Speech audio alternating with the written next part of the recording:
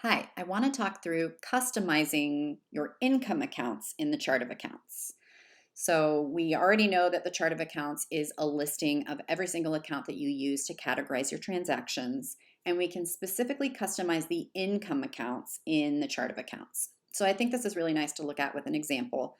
Let's say if we have a bakery, and the bakery is doing various things. They have products that they're offering, so say like cakes you can order.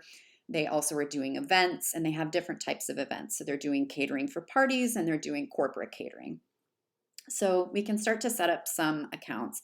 And what I like to do in this case, when there's several different product or service offerings, is have a parent account, so like a header account, and then have some sub accounts under that header account. So that way you can see the income for every single type of income, but then you can also see the overarching income. So for example, all of the catering that this business does, we can see in total.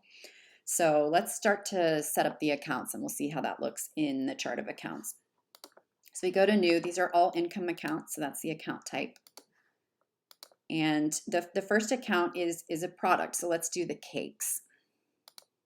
And we want to set up our, like I mentioned, the parent account. So maybe we just call that product income, all the products that we sell. And this is the parent account, so no other information is necessary.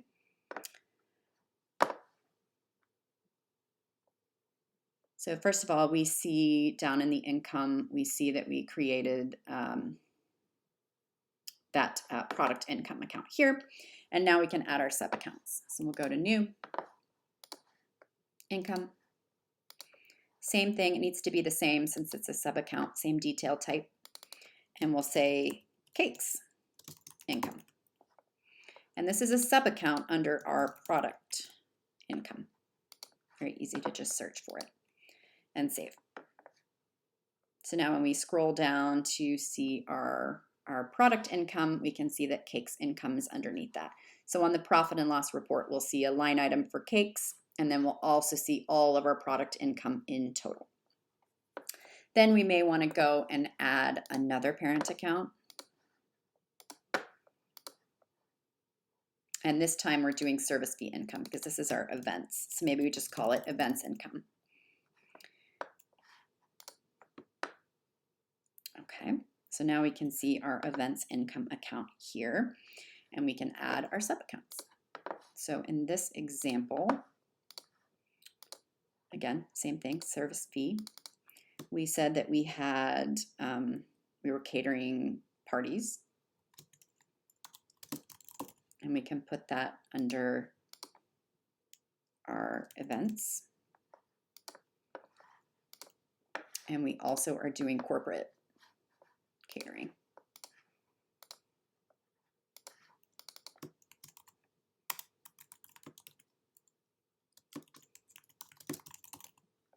And we'll put that under our events as well.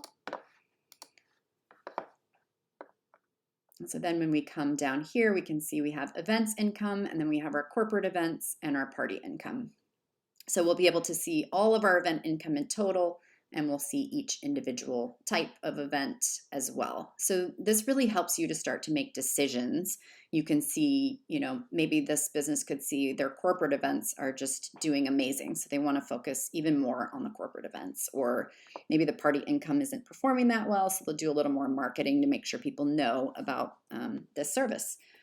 So yeah, feel free to categorize your income, or I'm sorry, customize your income as you like to really help your reports to be more usable. Now, this is just a really easy thing you can do in the chart of accounts to help get more insight.